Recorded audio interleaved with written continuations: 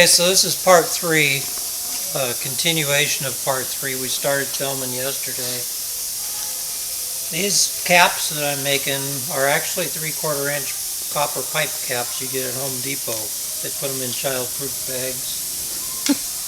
So I've opened them so I don't have to struggle with them while the video's on.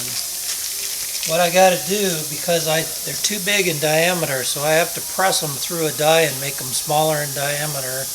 And then I have to have a flange that comes off of them. And I'll show you how that happens. So right now I'm taking the small cast iron frying pan I stole from my wife. And I'll anneal these things so that they get soft. Copper, that's anneal copper, you heat it up and you quench it in cold water. So when they turn dark, that's when they're hot enough.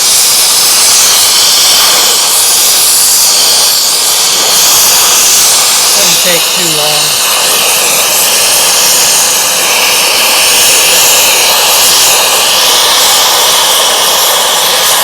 They hold heat quite a while too before you quench them.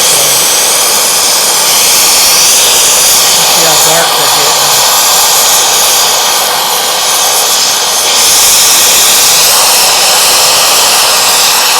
You can't get them too hot and actually melt them before copper's got low melt factor.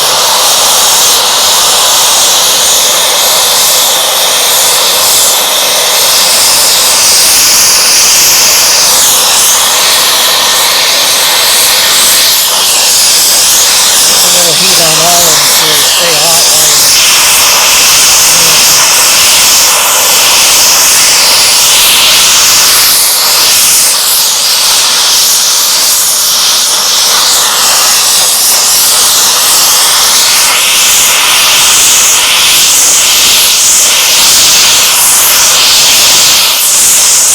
I've tried doing this, pressing it through the smaller die without doing this, it just destroys them.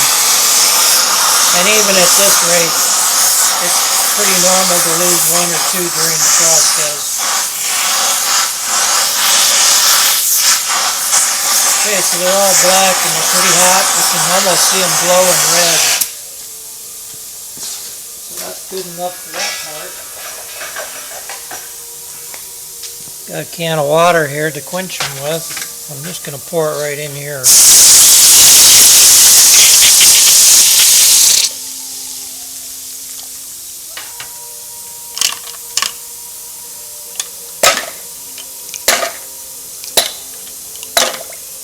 Because that water's hot. This water's not hot.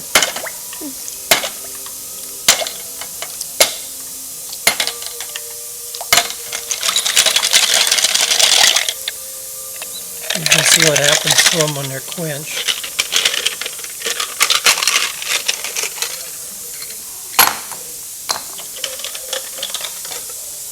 And now they're all soft. Ready for the next process.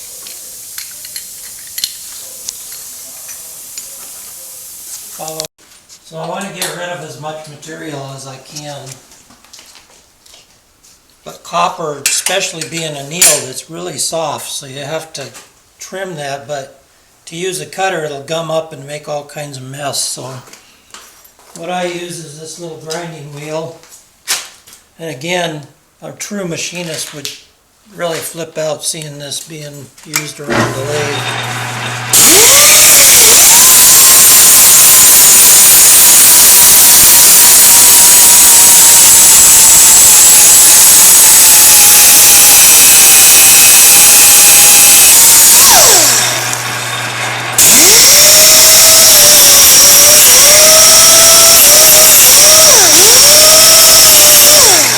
Get the little burr off of there. And then I just take a screwdriver and hold it in here and kind of clean the sharp edge off of the inside of it. If you don't do that, it'll crack when you press it.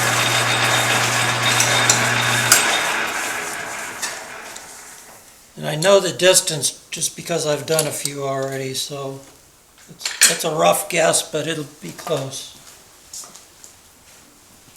let's go back in here. Okay. Well, I'm going to use some white lithium grease on this. Grease it up good.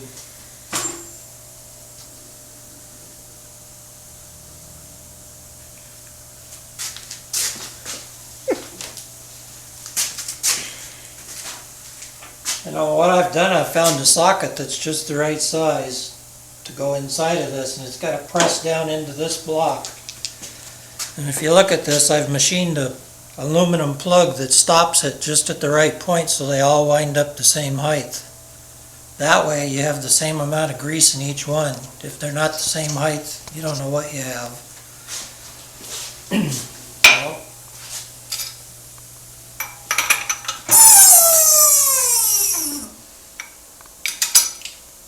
a little bit barbaric, but it works.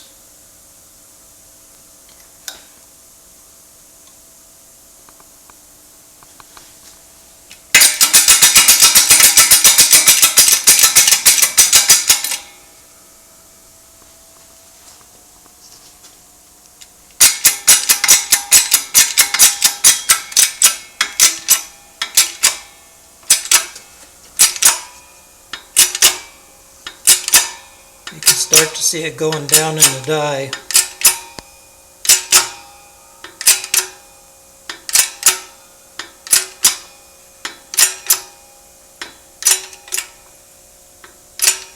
I hope I can get that out of there.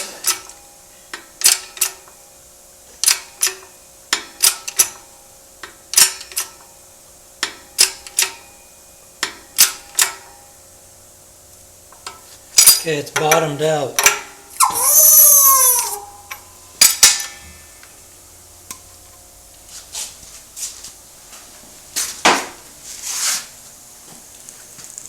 And then this is what you wind up with at that point.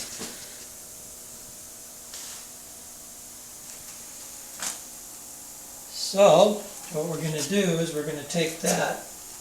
I've got another one just like it I've already pressed. We're going to take care of this one first. Let's go to the lathe for a minute.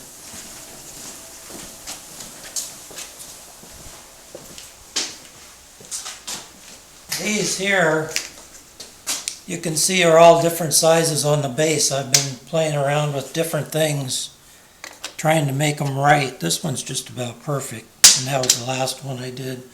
No problem, I'll just put them in the lathe and trim them to the right diameter. So what I'm going to do now is I'm going to take this piece that I've trimmed and put it back in this die. And I want to flare that thing out, so I've made this tool that's just the right depth. It goes down, hits the bottom of the cap, and it also hits the bottom in there just at the right place so that this will flare that out and make a lip on it. But to do that, you can't just use that one die. So I've made this tapered piece, and I use it in here, put it in here, and just hit it a couple times. Now that starts to flare it out. It gives it a little bit of a start. And it's just simple. You drop that in there, come back to the press.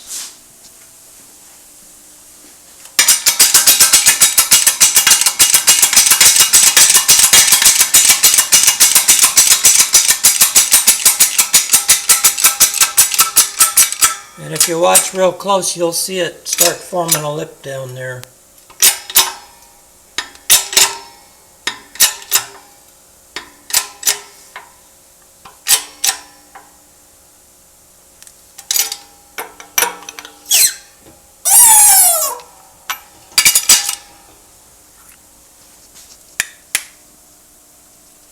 And there's the lip.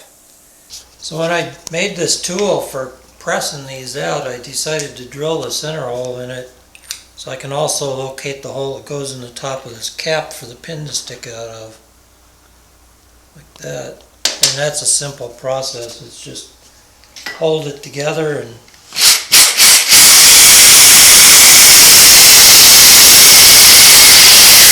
drill it like that, and it automatically drills it in the center.